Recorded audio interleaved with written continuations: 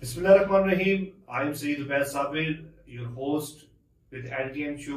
आज अल्हम्दुलिल्लाह मेरी फर्स्ट पॉडकास्ट हम अपना रिकॉर्ड करने जा रहे हैं। आज की जो हमारे गेस्ट हैं उनसे मैं आपका इंट्रोडक्शन करा देता हूँ।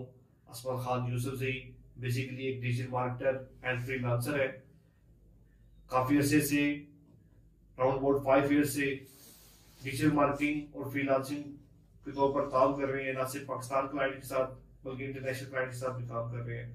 असमत खान से गुफ्तगू करेंगे। असमत खान, अस्सलाम वालेकुम, कैसे हैं आप? ठीक है, अल्लाह का शुक्र है। पूछ रहे सर कैसे हैं? ठीक जी है अल्हम्दुलिल्लाह। असमत, सबसे पहले तो आपकी फील्ड के मुताबिक बात करेंगे कि जो प्रोफेशन आपने चूज किया इसके पीछे क्या आपके एम थे, क्या आपके मकासद थे, क्या आपकी लगन थी, किस वजह से आपने इसको डिजिटल मार्केटिंग और फ्रीलांसिंग फील्ड को चूज किया? बेसिकली मुझे इंटरेस्ट था कंप्यूटर में, आईटी में बहुत ज़्यादा स्टार्ट से, बचपन से। मतलब टाइम टू टाइम पहले गेम्स कंप्यूटर पे बहुत ज़्यादा खेलते थे। उसके बाद थोड़े से बड़े हुए, चीज़ों का पता चला, इंटरनेट का एक्सेस हुआ, तो फिर हम लोग इस फील्ड के अंदर, डिफरेंट फील्ड्स के अंदर आए। तो हमें पता चला कि ग्राफिक डिजाइनिंग और वीडियो एडिटिंग और डिजिटल मार्केटिंग और ये चीज़ें भी होती हैं और इससे पैसे भी कमाए जा सकते हैं। तो मेरा जो मेन इंटरेस्ट था, मुझे शौक था फोटोज लेने का और उनको एडिट करने का और इस तरह और वीडियोस बनाने का। जब मैं 7th में था तब से मैं वीडियो एडिटिंग और ये फोटो एडिटिंग का काम करता था। मैं उस टाइम भी, मतलब जब जब यूट्यूब बैन थी, 2014 की बात है, जब यूट्यूब बैन था तो वो हम लोग हॉटस्पॉट शीट लगा के यूज करते थे वीडियोस। तो यूट्यूब पे उस टाइम पे ना वो स्लाइड शोज चलती थी। तो हम विंडोज 7 में एक आता था विंडोज मूवी मेकर, उसमें हम लोग बैकग्राउंड पे म्यूजिक लगा के और वो विंडोज स्लाइड शो उस पे वीडियो वो फोटोज और लगा के और बैकग्राउंड पे म्यूजिक लगा के यूज करते थे। तो मैं अपनी टीचर का बड़ा शुक्रिया अदा करूँगा क्योंकि वो हमें बड़ी अप्रिशिएट करती थी। वो हमारे ना, मैं जो चीज़ें बनाता था वो क्लास में ना लैपटॉप में ना हमारे पूरी क्लास को दिखाती थी कि भाई असमत ने ये बनाया। तो मेरा इंटरेस्ट उस छोटी छोटी चीज़ों से, मेरा इंटरेस्ट इस फील्ड में आता आ गया। तो भाई प्रोफेशनली फिर मैं फर्स्ट सेकंड ईयर के बाद मैंने अपनी इस फील्ड को परस्यू किया क्योंकि तब तक काफ़ी सारा एक्सपीरियंस हो चुका था। और मेन चीज़ ये थी कि जब आपका इंटरेस्ट होता है और आपको लोग सपोर्ट कर रहे होते हैं और आपको समझ आ रही होती है कि आप इस चीज़ से इसको आप अपना प्रोफेशन बना सकते हैं। उसके बाद शुक्र अल्हम्दुलिल्लाह काम करना स्टार्ट किया, फिर फाइवर पे काम करना शुरू किया। उसके बाद फिर जर्नी अभी अल्हम्दुलिल्लाह कंटिन्यू होगी। अच्छा, आपने कहा कि मैंने इसको बाय प्रोफेशन ज्वाइन किया। अच्छा, पाकिस्तान में डिजिटल मार्केटिंग और फ्रीलांसर को फुल टाइम या इसके ना प्रोफेशन के तौर पर इसको नहीं चूज किया जाता। ज्यादातर लोग कहते हैं कि पार्ट टाइम के तौर पर डिजिटल मार्केटिंग और फ्रीलांसर को यूज किया जाए, यानी आप कोई और जॉब कर रहे हैं साथ एक्स्ट्रा अर्निंग के लिए। तो ये फुल टाइम बाय प्रोफेशन और ये पार्ट टाइम, इसमें मतलब आप क्या समझते हैं कि आया पाकिस्तान में इसका स्कोप आपको नजर आता है? देखिए स्कोप तो बहुत है, बहुत से लोग कमा रहे हैं और बहुत अच्छा खासा कमा रहे हैं। अब मतलब ये कि डिजिटल एजेंसियां पाकिस्तान में खुल चुकी हैं जो सिर्फ इंटरनेशनल क्लाइंट्स को डील करती है, ठीक है। अब जो लोग मतलब ये कि जिन लोगों के पास एक प्रोफेशनल, एक फॉर एग्जांपल मैं आपको एग्जांपल दूं, एक बंदा है वो गवर्नमेंट जॉब कर रहा है, वो साइड पे इस चीज को लेके चलता है, ठीक है। लेकिन उसके माइंडसेट में ये होता है कि अगर मैं कल ये मेरी डिजिटल फ्रीलांसिंग की जो मेरी फील्ड है अगर ये कंटिन्यू आती है तो मैं हो सकता है अपनी गवर्नमेंट जॉब को छोड़ दूंगा, मैं यहाँ से अच्छा अर्न कर सकता हूं। ऐसे बहुत सारे लोग मैंने देखे हैं जिन्होंने अपनी जॉब जीवन लेफ्ट करके फुल टाइम इसको स्टार्ट कर दिया। बिल्कुल, मेरा अपना दोस्त वो ऐसे करता है कि वो फर्स्ट टाइम पे जॉब करते हैं गवर्नमेंट पे, जब वो वापस आता है तो उसके बाद वो अपना फ्रीलांसिंग का काम करता है। वो एज एफिलिएट मार्केटिंग और इस तरह की डिजिटल मार्केटिंग में काम कर रहे हैं यूके में। तो ऐसी बहुत सारी लोग हैं जो ऐसे काम कर रहे हैं। कहने का मकसद ये कि हर एक बंदा अपने आप और अपने काम तक डिपेंडेंट है कि वो कितना काम कर सकते हैं और वो इसे किस तरीके से परस्यू करना चाहता है। मैं ऐसा जो फुल टाइम परस्यू कर रहा हूँ क्योंकि मैं इसी फील्ड में स्टार्ट से और मुझे मतलब अपॉर्चुनिटी मिली है तो मैं उस अपॉर्चुनिटी को अवेल किया। अगर एक बंदे को अपॉर्चुनिटी मिलती है कि वो इस फील्ड में अच्छा बना सकता है और वो ये नहीं कि सिर्फ अपने खर्चात, अपने एक्सपेंसेस उठा सकते हैं बल्कि इससे उससे और सेविंग भी कर सकते हैं, तो मैं उसके लिए यही कहूँगा कि वो इसे फुल टाइम परस्यू करे। वो उस तरह इसमें कोई मसला तो नहीं है। अच्छा, फुल टाइम परस्यू करे, मैं आपकी बात को आगे मजीद कंटिन्यू करूंगा। चलिए, आपको तो बाइला कह सकते हैं या कुछ भी कह लें कि एक अच्छा प्लेटफॉर्म मिल गया या एक अच्छा उस्ताद मिल गया। पाकिस्तान में ये भी एक बड़ा अलमिया है कि एक अच्छे उस्ताद, मतलब उनको एक प्रॉपर गाइडेंस नहीं मिलती। सबसे मतलब जो बड़ा मेन मसला है कि गाइडेंस नहीं मिलती। लोग अपवर्क पे जाके फाइवर पे अकाउंट्स बनाते हैं, लेकिन वो इतना ज्यादा वो जब उनकी गेम नहीं बनती या उनको ऑर्डर जनरेट नहीं होते और वो डिसहार्ट होकर वो फिर पीछे हो जाते हैं। या स्मार्ट वर्क की कमी है, गाइडेंस की कमी है, क्या क्या समझते हैं कि किस लैकनेस कहाँ पे है, किस जगह पे अच्छा, लैक कर रहे हैं? मेन जो लैकनेस है ना, मेन जो लैकनेस है, सबसे बड़ी लैकनेस हमारे एजुकेशन सिस्टम में है। जो ओवरऑल सबको पता है कि हमारा एजुकेशन सिस्टम बहुत पीछे है। जैसे कि हमारे पड़ोसियों को देख ले, वो अपने एजुकेशन सिस्टम, उनका एजुकेशन सिस्टम तो अच्छा नहीं, लेकिन वो भी आईटी की फील्ड में काफी आगे बहुत डेवलप कर गया। हमारे यहाँ है कि हमारा एजुकेशन सिस्टम बहुत पीछे रह गया है, एक बात ये, और एक बात ये कि हम आईटी में बहुत पीछे रह गए। और उसकी मेन वजह ये है कि अभी तो गवर्नमेंट ने काफी सारे इनिशिएटिव लेना शुरू किए हैं, जिस तरह हम पहले भी बात डिस्कस कर रहे थे, जो ई रोजगार और वो ई रोजगार है, प्रोग्राम स्टार्ट हुआ था, पीएसए का प्रोग्राम स्टार्ट हुआ था जी। तो अब ये ऐसे आए हैं, मतलब अच्छी बात है, किस तरह की चीजें हैं, लेकिन मेन चीज ये कि हमारे यहाँ पे अगर एक बैचलर करके बंदा निकलता है तो उसे ये पता नहीं होता कि मैंने आगे जाके फील्ड में अब करना है तो क्या करना है।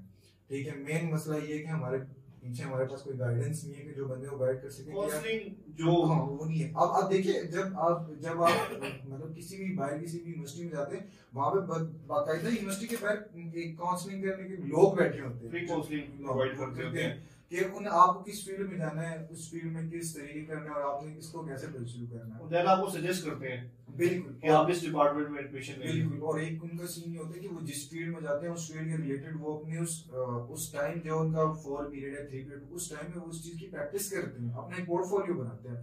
हमारे यहाँ तो ये कि आप 4 साल पूरा मुकम्मल करते हैं तो आपको पता नहीं होता कि आप 4 साल बाद करने क्या होते। तो अब ये सीन है कि हमारे एजुकेशन सिस्टम अगर थोड़ा सा बेहतर हो जाए, हमारे एजुकेशन सिस्टम में थोड़ी सी बेहतरी हो जाए, और जिस तरह हमारी गवर्नमेंट ने इनिशिएटिव्स लिए, इतने से थोड़े से और इनिशिएटिव्स लेने शुरू कर दे कि जो हमारे हर्डल्स आ रही है ना, जो एजुकेशन से जो इस पूरे सिस्टम को इसको अपग्रेड करने की जरूरत है। अच्छा, मैं बिल्कुल, जहाँ बात की जाए फ्लोनेस की, वहाँ पे हर्डल्स की लाजमी बात की जाती है।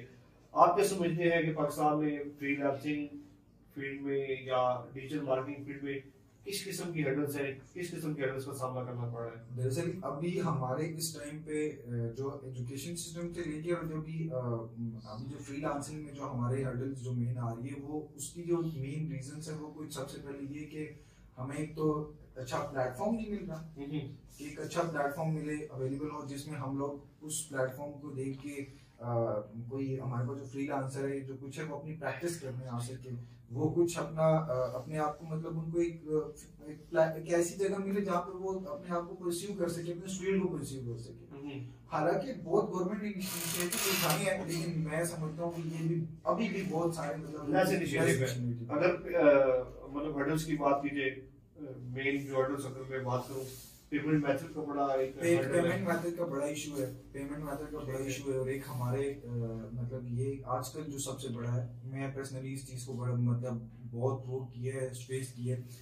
अब अगर पाकिस्तान में आप सिर्फ एड्स लगवाना चाहते हैं, फॉर एग्जांपल आपने एक कंपनी फेसबुक की एग्जांपल लेके आपने उसको पे करना है, तो अब ये है कि बैंकिंग जो हमारा टोटल बैंकिंग सिस्टम है, ये सीन है कि एक बैंक अलग तरीके से चार्ज करता है, दूसरा बैंक अलग तरीके से चार्ज करता है। मैं हम लोगों ने पिछले कुछ टाइम पहले हम लोगों ने एक डोमेन खरीदी थी। मैंने 1 महीने में डोमेन एक्स से मतलब एक एक्स बैंकिंग सिस्टम से मैंने डोमेन खरीदी अलग प्राइस में, और एक फिर जब मैंने दूसरी डोमेन खरीदी थी तो मैंने दूसरे से खरीदी। तो पहले वाला तो उसने मुझे अलग कॉस्ट किया, अलग टैक्स काटा, अलग रेट दिया, जो दूसरे वाला था उसने अलग रेट दिया, अलग तरीके से टैक्स काटा। तो मैं हैरान हो गया कि यार ये क्या सिस्टम है, हमारे पास कोई रूल रेगुलेशन नहीं। तो ये बड़ा एक हमारे पास सबसे बड़ा मसला ये कि हमारे पास कोई इंटरनेशनल पेमेंट मेथड नहीं आ रहा। हाँ, पाकिस्तान में पेपाल यहाँ पे पेपाल देखिए जितनी भी ना, अब आप जब इंटरनेशनल क्लाइंट्स के साथ काम करते हैं, जैसे यूके, यूएस, कनाडा, इनके साथ जब आप काम करते हैं, जर्मन हो गए ना, तो ये आपसे डायरेक्ट कहते हैं आप अपना पेपल दे। अब वो पॉइंट पे नहीं भेजते, वो बैंक में नहीं भेजते, कहते पेपल दे। अब हमारे पास सामने पेपल बैन है। और एक सबसे बड़ा मसला है, अगर हम लोग पायनियर की तरफ जाते हैं तो उनकी वेरिफिकेशन बड़ी मसला होता है। अब रिसेंटली वाइस ने भी अब बैन कर दिया पाकिस्तान को, ब्लैकलिस्ट में डाल दिया। बिल्कुल, अभी रिसेंटली उसने अपने आप पाकिस्तान को बैन कर दिया। तो अब आप उससे भी रिसीविंग नहीं कर सकते। तो ये बड़े मसले हैं जो हमारे पाकिस्तान में स्टार्ट हो गए। इवन दो कि हमारा पाकिस्तान 4th पे है फ्रीलांसिंग जो प्रोड्यूस कर रहे हैं, उस पे तकरीबन 47% ऑफ द एशियन ग्रोथ में जो है वो इजाफा कर रहे हैं और हमारे रेवेन्यू में इजाफा हो रहा है। लेकिन ये है कि हमारे गवर्नमेंट कोई इनिशिएटिव नहीं ले रही, हमारा एजुकेशन सिस्टम चेंज नहीं हो रहा, हमें कोई प्लेटफॉर्म नहीं है। हालांकि मैं आपकी बात को आगे मजीद इस तरह कंटिन्यू करना चाहता हूँ कि ये एक ऐसा प्लेटफॉर्म है, आईटी सेक्टर को अगर हम प्रॉपर तरीके से डेवलप किया जाए और ये डिजिटल मार्केटिंग और फ्रीलांसर्स को अगर प्रॉपर फैसिलिटेट किया जाए और इनको अच्छा फैसिलिटेट किया जाए, तो ये पाकिस्तान की इकॉनमी जो करंट हमारे फाइनेंशियल क्राइसिस चल रहे हैं उसमें बड़ा एक अहम किरदार अदा कर सकते हैं। आपने बल्कि मुझे बताया था कि कितने बिलियन डॉलर्स के अंदर में 138% की मतलब ग्रोथ हुई थी, 138% इंक्रीज हुआ था ग्रोथ में 2022 और 2023 में, 21 में और 22 में। अभी 2022 और 2023 के फिगर शामिल नहीं हुए, यानी ग्रोथ हो रही है। 138% ग्रोथ में इंक्रीज हुआ, बहुत ज्यादा हुआ, ये बहुत बड़ी अमाउंट मतलब इंक्रीज है। आप देखिए कि मतलब जिस तरह इंटरनेशनली मैं आपसे अब बात करूँगा तो आप जर्मनी को देख ले, कैनेडियन, यूके या यूएस या ब्राजील को देख लेना, वो लोग फ्रीलांसर को बाकायदा एक रूल रेगुलेशन दे रहे हैं, उनका टैक्सेशन होता है, उनका हिसाब होता है, उन्हें फैसिलिटेट किया जाता है। हमारे पाकिस्तान में फ्रीलांसर को फैसिलिटेट नहीं किया जा रहा, उल्टा भी इन्होंने टैक्स इंप्लीमेंटेशन स्टार्ट कर दी लेकिन कोई ऐसी फैसिलिटीज नहीं निकाली।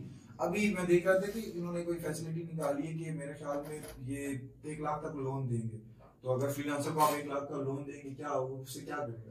देखिए लोन तो किसी प्रॉपर बिजनेस के लिए मैं नहीं समझता कि फ्रीलांसिंग के लिए, डिजिटल मार्केटिंग के लिए आपको इतनी बड़ी अर्निंग चाहिए, लेकिन उसके लिए आपको एक अच्छे उस्ताद की और अच्छे प्लेटफॉर्म्स की और अच्छी डॉक्यूमेंटेशन, अच्छे रूल्स एंड रेगुलेशन हो जहाँ पे वो इजीली ट्रांजिशन कर सके। और अगर मतलब हमसाये मुल्क की अगर बात की जाए तो पहले तो वो फिल्म इंडस्ट्री पे काम करते थे, लेकिन करंटली उनकी ग्रोथ, उनकी जो टोटल फाइनेंशियल मामला है वो आईटी इंडस्ट्री पे डिपेंड कर रहे हैं और ऑटोमोबाइल इंडस्ट्री पे डिपेंड कर रहे हैं। इवन बांग्लादेश आईटी इंडस्ट्री में इतना आगे जा चुका है, लेकिन पाकिस्तान अनफॉर्चुनेटली अभी तक काफी पीछे है।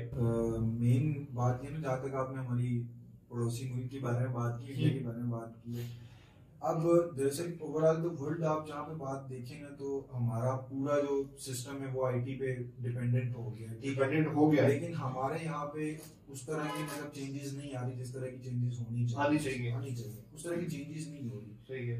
अब ये कि आईटी में किसी भी फील्ड में आप जाते हैं ना तो एक फील्ड दूसरी फील्ड से रेलिवेंट है, जुड़ी हुई है। जहाँ तक आप जैसे फ्रीलांसिंग की फील्ड की बात करें तो मैं आपको एक छोटी सी एग्जांपल दूं। फॉर एग्जांपल एक बंदा है वो अपना एक ई कॉमर्स का स्टोर खोलता है, ठीक है, वो ई कॉमर्स का एक स्टोर खोलता है, उसको एक डिजिटल मार्केटर की भी जरूरत है जो उसके एड्स रन करवा सके, उसको एक ग्राफिक डिजाइनर की भी जरूरत है कि वो अपने जो वो प्रोडक्ट को डिस्प्ले करने के लिए डिजाइन कर सके, उसको एक वीडियो एडिटर, वीडियोग्राफर की और एक फोटोग्राफर विजुअल अच्छे तरीके से उसको कैप्चर कर सके, ठीक है।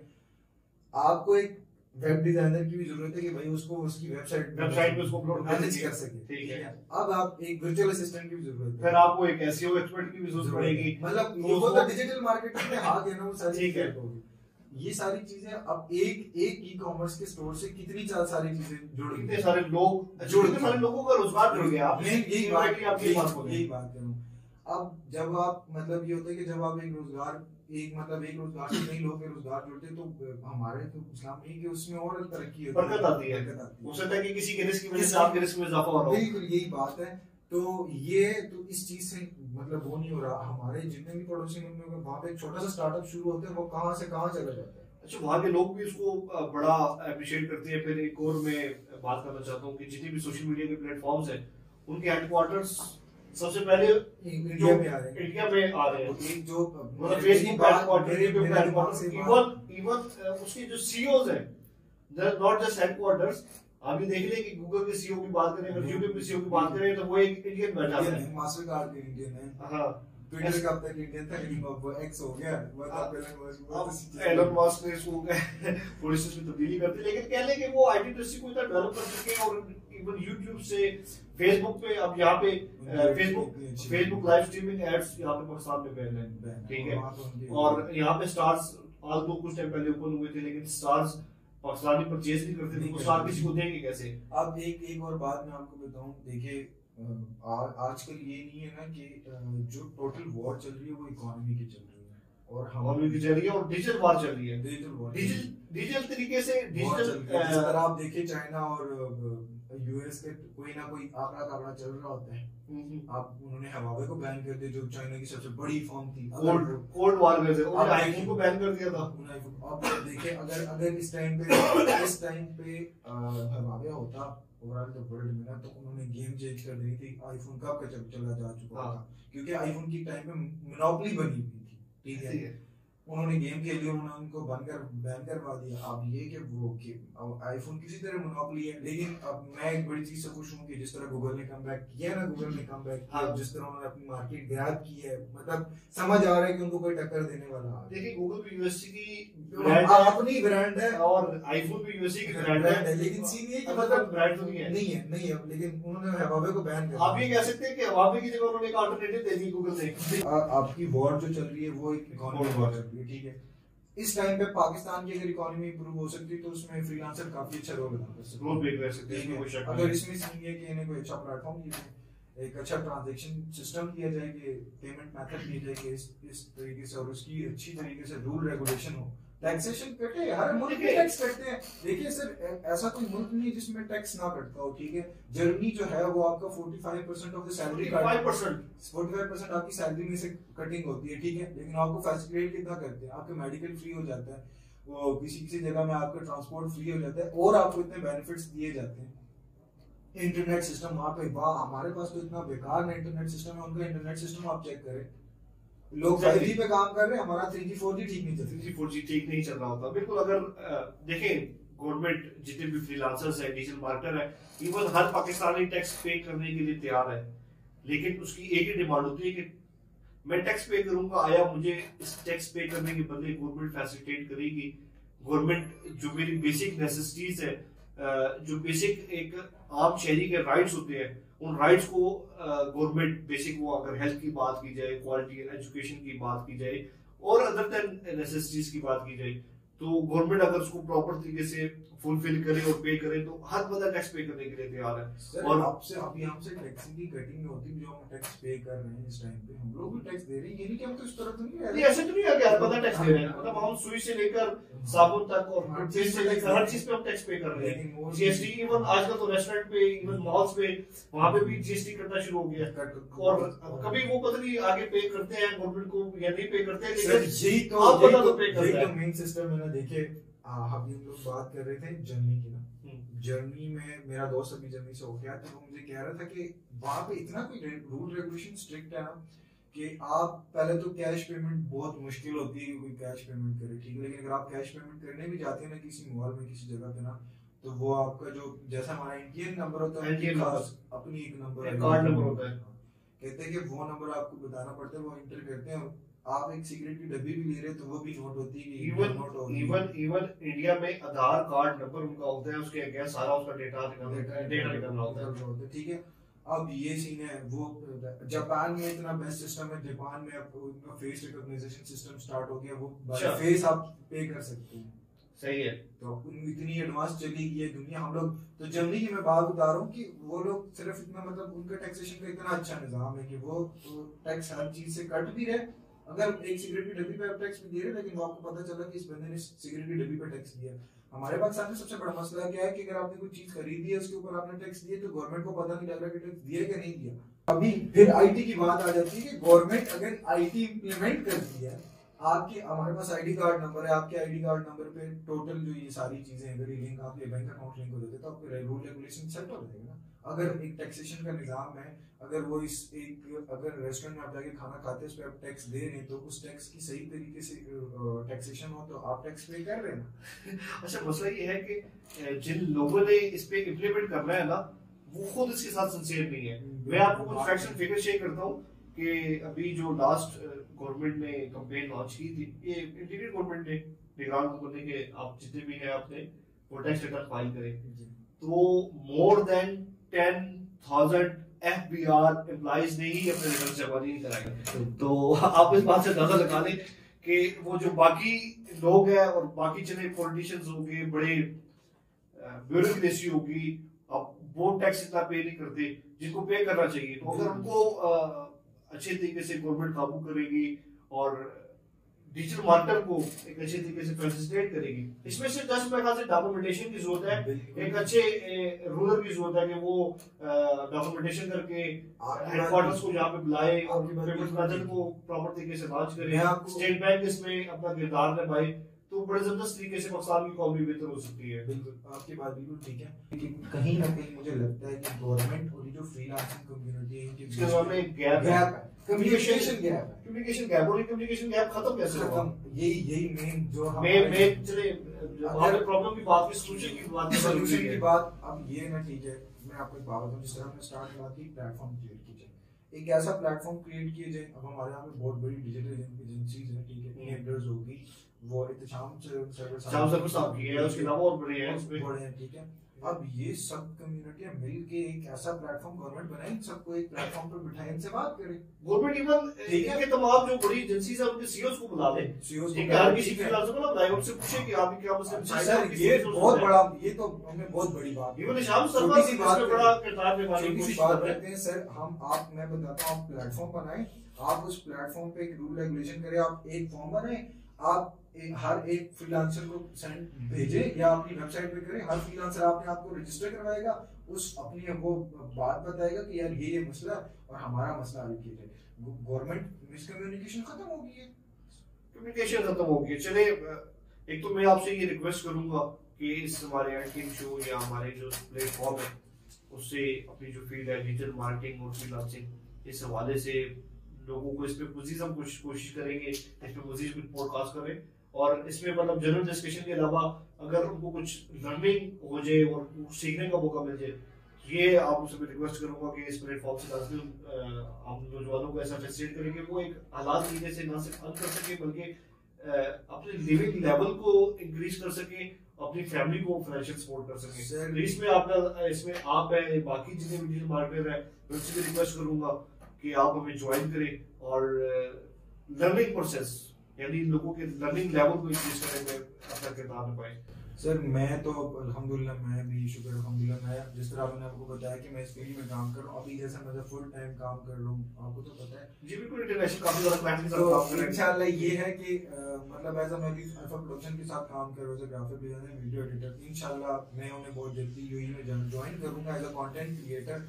अभी जो मेन बात है कि मतलब हम कैसे लर्न कर सकते हैं, मैं खुद पर्सनली अभी एक कम्युनिटी, मेरी अपनी छोटी सी टीम बिल्ड हो चुकी है, जिन लोगों को मैं एक जगह इकट्ठा करना चाह रहा हूँ, हमारी डिस्कशन हो रही है, इंशाल्लाह वो फ्यूचर के प्लान है।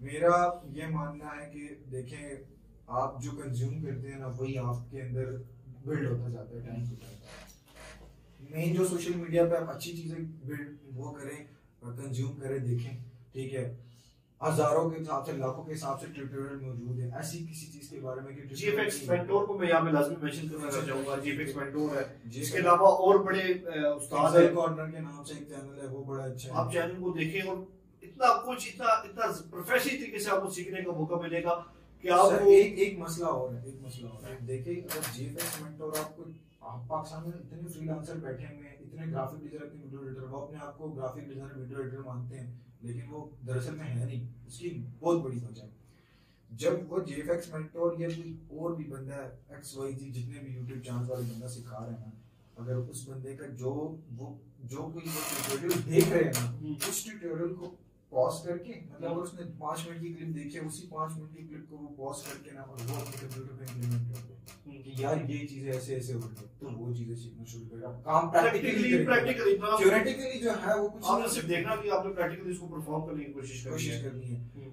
सर मैं ये कहता हूँ कि मैंने कहीं से नहीं सीखा, आप मुझे बहुत बेहतर तरीके से जानते हैं, 6 साल से हम एक साथ हैं, तो 6 साल से आप मुझे बड़े अच्छे तरीके से जानते हैं। 6 साल से मैंने कोई चीज सीखी है तो मैंने सिर्फ यूट्यूब से सीखी है, बाकी मैं कहीं नहीं किया, और मैंने जितनी लर्निंग की है मैंने वहाँ सीखी है। आप छोटा सा सिंपल सा जो चीजें सीखनी है वो चीजें आप देखें, और आप जिस तरह भी हम लोग एग्जैक्टली बात करें तो आप देखो वो आपने बता दिया, मसला हल हो गया जब बैठ के बात करते हैं। जी बिल्कुल, तो यही चीज है कि सब चीजें ऑनलाइन अवेलेबल है, खाली आपको देखने की जरूरत है और फ्री ऑफ कॉस्ट है। अगर आप शौक रखते हैं, डेडिकेशन रखते हैं और सीखने का आपका जज्बा है तो आप बिल्कुल सीख सकते हैं।